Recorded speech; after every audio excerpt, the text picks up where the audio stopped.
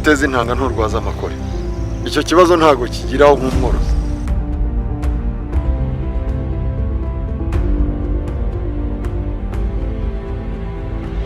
Jenoside yakorewe Abatutsi yagize ingaruka cyane no ku nka, noneho nyuma leta itangirira kuvugurura icyororo igendeye ku nka abanyarwanda bahungukaga bava hanze bari bafite, kandi zari inka z'inyarwanda.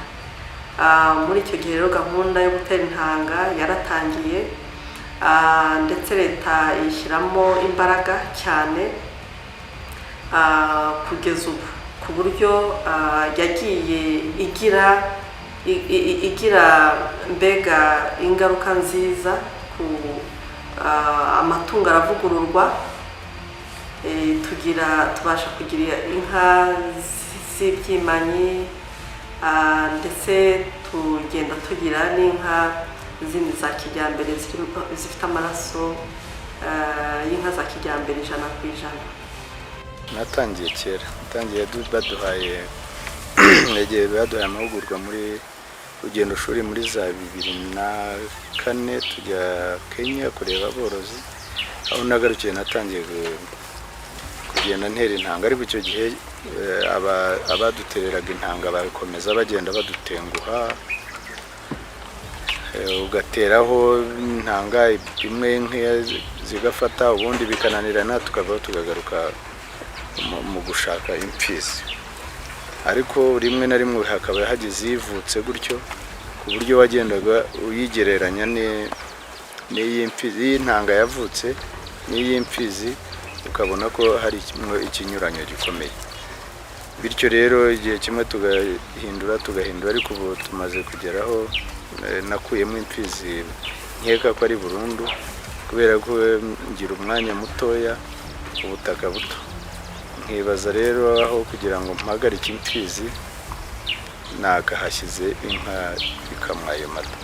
Hanyuma rero n'intanga zagiye zitwegera rabu kunyura mu makoperative, aho koperative zisigaye zishakira umuveterineri, noneho akaba hafi y'abanyamuryango ushatse gutererwa intanga akabikorera mu gihe. Ubu rero bimaze kugenda bifata umurego, nk'ubu nkanjye rwose nta ikimasa nkifite, ndetse turarwana no kugira ngo hasigaye tujye dukoresha intanga z'inyana. Ubuzi ngo inka irabyara iri bubyare inyama. Twagiye mu ngendo shuri, twari n'aborozi benshi, tujya muri Kenya dusura umworozi muri Kenya. Aratubwira ati, twamusanganye inka, harimo inka ngabo yakamwaga litiro 60 ku munsi. Umunyamahanga ikintu yatubwiye, aratubwira ati naba mushaka kugira amata, igihugu kikagira amata, mukazarinda muva ku isi mufite amata, mugende mukuri ibimasa mu nka, teze intanga. Byahereko binyija. Uyu murenge ngumazemo imyaka 6, ariko ngereranyije nuko iminsi igenda ihinduka, ubwitabire bugenda buzamuka. Ubundi nkigera hano twatangiye mu mihigo, tukaba dufite target yo gutera inka 200, ku buryo umwaka w'imihigo warangiraga uwo muhigo tutawugezeho. Usanga bafite 170, 180, ariko ubu na 300 zirarenga. Urumva rero ubu ngubu nk'urugero yenda naguha, ubundi wahamagaraga aborozi ugacishamo itangazo ukajya mu nteko ukigisha, ariko wagera hano ukahasanga nk'inka nkenye, nk'esheshatu. Ariko ubu ngubu urabona ko ejo bundi twarindishije inka 48 kuri site imwe, kandi uwo munsi twari dufite site 3. Mu Kirebe hariyo inka 64, nubwo tutahagiye tukabaha undi munsi. Urumva rero ubwo bwitabire twavuga ko birimo kuza. Gutera intanga, icya mbere hari kuba wirinda indwara nk'amakore n'izindi zishobora kuba ziterwa n'ibimasa. Ikindi cya kabiri dushyize mu mibare y'ubwatsi,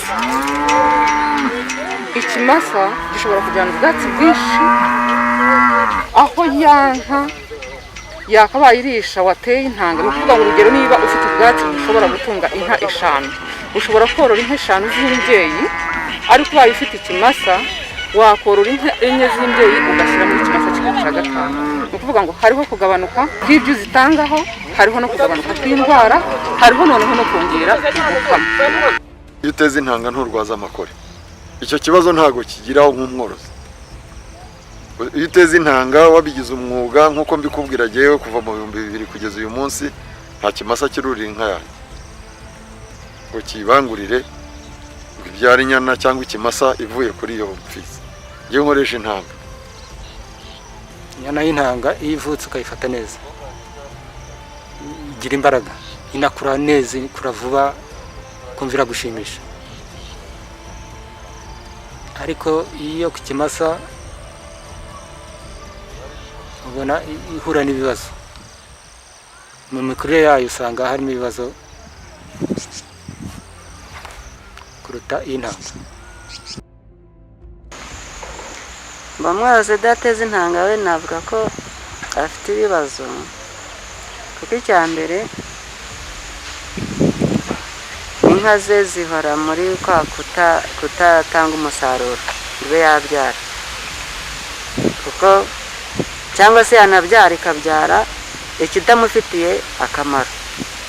Njye numva nicyo gihombo kinarimo cyane, kuko nyine aracyari hasi, aracyari kuri za nka zitari nziza. Ariko umuntu ubyaje inyana n'aborozi iyo muhuye barabikubwira, avuga ati iyo ugiye ku isoko akakubwira ati inyana n'iy'intanga ntabwo igura kimwe n'inyana y'ikimasa, biba binatandukanye no mu bwiza ubibona. Urumva harimo igihombo, harimo igihombo rwose. abagihomba kinini. Umworozi n'aba yoroye inka 20 zibyayemo 10-15 agemuye litiro 30 kuri dari,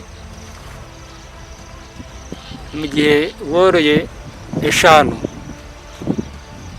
amurusha amata. Uri abahomba igihe tugezemo n'umubare kuri hasi ubutaka. Naba mfite hectare 5 ngombye korora inka 10, nahinze ubwatsi, nazigaburiye neza, hagemura litiro nibura 200. Wa wundi ufite 10 akazishyiramo inyarwanda 20, ntabone n'ay'umwana, inyungu ni yihe? Yazatera imbere ati yazagera he? Kubera ko hari n'amakusanyirizo yakira amata,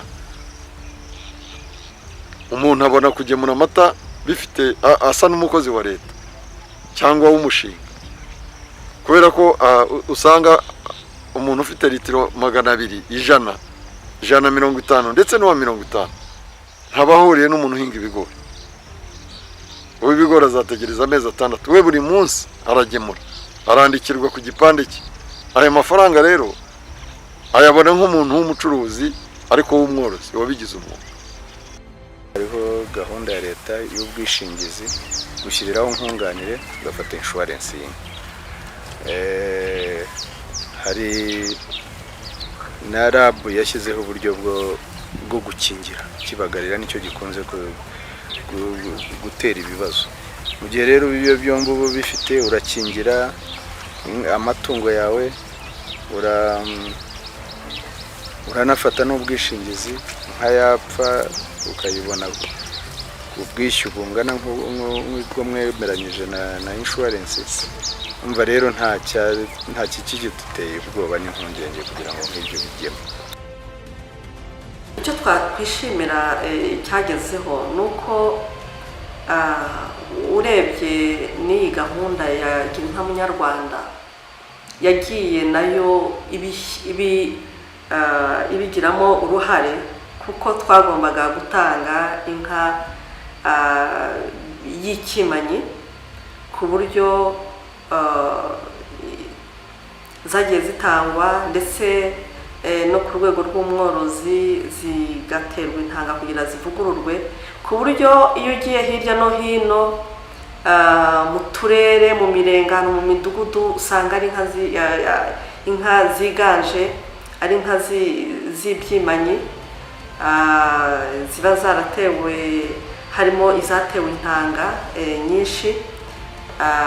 Ikindi nanone ni uko twagiye tubona ko hari umworozi wayitayeho inka yatewe intanga akayitaho yaravutse ku ntanga abona umukamo ushimishije. Hari aborozi batandukanye rwose usanga aho umworozi amaze nk'imyaka 5 ateza intanga kandi afite arimo kubona umukamo mwiza. So ibyo biba ari mu bintu byiza iyi gahunda yatugejejeho.